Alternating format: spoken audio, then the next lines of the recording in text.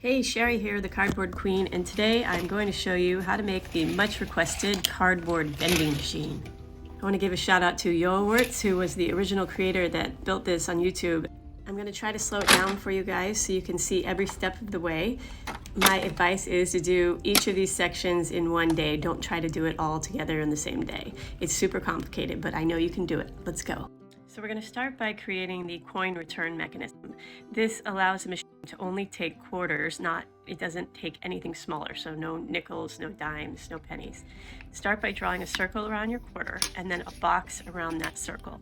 The trick here is that you want the box to be slightly smaller than the circle you drew around the quarter. Next, cut the square out. Next, glue on some sides, which creates a chute for the coins to slide down. So your coin mechanism should operate like this. If you try to slide anything smaller than a quarter down, it shoots through the hole. But if you slide a quarter, it will go straight through and pass into the machine. Ta-da! After your coin return mechanism is done, you want to create a little box like this with an angled top to catch the coins that aren't quarters. You're going to glue your chute onto the top of that at an angle. This way your coins will slide down nicely. So this is what you should have now, your functioning coin return mechanism that catches anything smaller than a quarter into the box and lets the quarters slide through into the machine. Now we're going to create the coin dial, which turns and releases the quarter into the machine, allowing the toy surprise to drop. Trace around something roughly 3 1/4 inches wide 4 times. You're going to create 4 of these. One is just a plain circle. 2 of the pieces are identical. They're the same circle, but with a top, kind of a hat. And then a third piece that's a little trickier. You want to cut, looks like just like the ones with the hat, but then you want to cut out a notch for the coin to go in. This piece is the trickiest, so you want to pay good attention here. This piece has to hold the quarter. So you want to make sure you measure this notch with your quarter to make sure it will sit in there nicely. Poke a hole in all 4 pieces. Your rod is going to go through the center of these so it turns like a dial. I'm using a cardboard tube that I took from a wire hanger, a dry cleaner hanger, but you can use almost anything for this rod. You can use a marker, a pencil, anything you have. Just make sure that you make your holes big enough so that your rod fits through them. Now let's glue these 4 pieces together to create the coin dial. Start by gluing the 2 identical pieces together, the pieces that look like the circle with the hat on top. Next, glue that funny looking piece right on top of the 2 you just glued together. Make sure that the left side notches line up. This is a good place to stop and give it a test and make sure that your quarter fits nicely in that notch. Lastly, glue on the plain circle straight onto the top of the dial. So now you have your coin dial here. Your quarter should fit well into that little notch. And you also want to make sure that your rod fits through the center nicely. To create the toy release wheel, you want to cut out 2 circles about 5 1/2 inches wide each. Then have your toy egg ready so you can draw around it with a pencil and create a little pocket. This is where the toy is going to sit.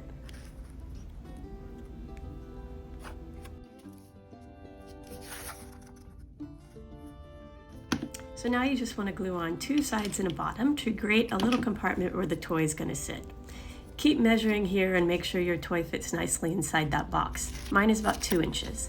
Then score a long piece of cardboard. Scoring is just cutting halfway through, not all the way through, creating these vertical lines which helps the cardboard bend easier. Glue that piece around your little hamster wheel here to create the sides. Then glue on the other piece to create your top.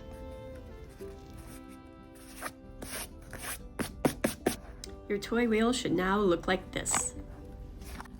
Poke a hole in both sides and make sure your rod fits through. Before we start building the box, I think it helps to see this diagram of how it's put together. So you can see here there's 3 pieces for the front, middle, and back. There's a piece on each side and a piece on the top and the bottom. These measurements are pretty rough, but they give you some idea of what size my box is. We're going to start by working on the middle piece. Poke a hole roughly in the center of that piece and make sure your rod fits through. Now with your quarter slot facing upwards, secure the rod to the coin dial with a little bit of hot glue. Now we're going to create the mechanism that keeps the dial from being turned unless there's a quarter in the machine. You can use any type of thin plastic here. I tried it with a thin cardboard and it did not work. There's something about plastic that works well here, so make sure you grab any type of plastic and cut 2 rectangles out.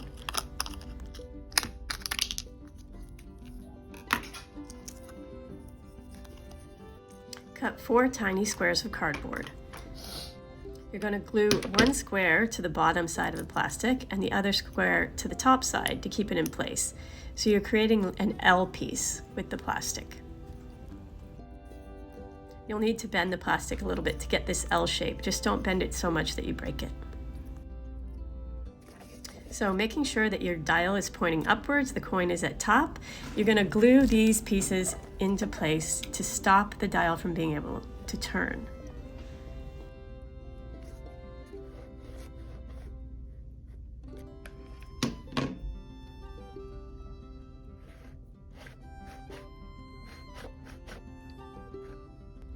Place the other one on the right side to prevent the dial from turning right. How this works is that the coin is able to escape the plastic and go through. But if the coin is not there, the dial hits the plastic and it can't turn. Cut a square at the bottom of your box, big enough that the toy can come through. Now you want to make sure that that coin doesn't just drop to the bottom of the box. We want it to roll out nicely to the sides so we can fetch it later. So I've created a ramp here that catches the coin and rolls it to the side.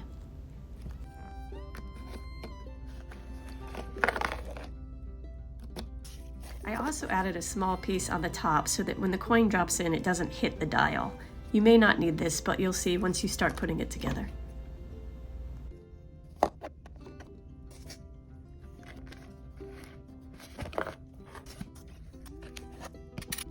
Now we're going to add the toy wheel. You're going to glue it to the rod on the back side.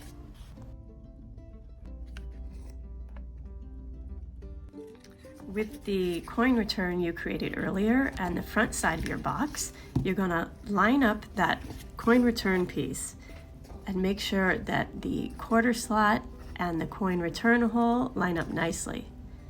Then you want to cut out those holes. So the front of your box should now look like this, and you're going to glue on your coin return mechanism. So now let's glue down the entire middle piece to the bottom of your box. Just center it right in the middle. Add the side piece. Now I'm adding some smaller pieces inside the box just to direct the toy straight down into the hole.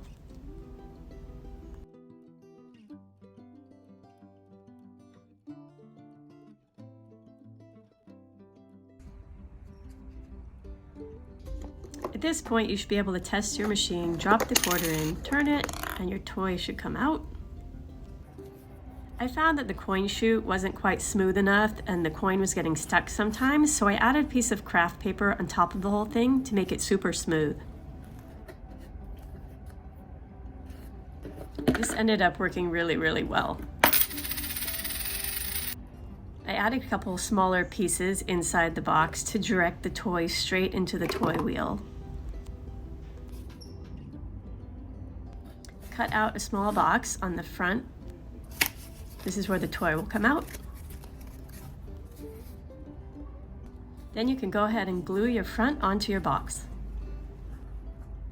You can see my edges don't line up perfectly here, but it doesn't matter. You can clean it all up at the end.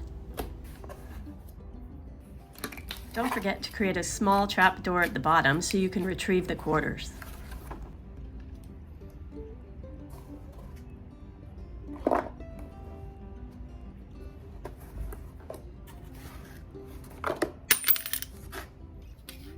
Glue on your other side, and finally your back.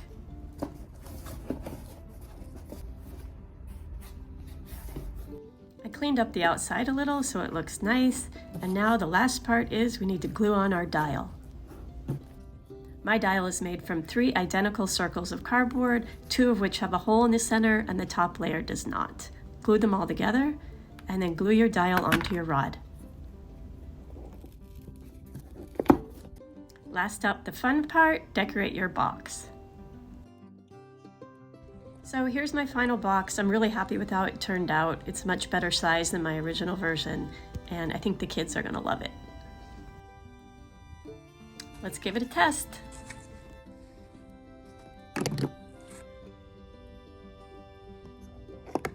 If you like this video, give me a like below and be sure to subscribe so you don't miss any cardboard inspiration and upcycle creations from the Cardboard Queen.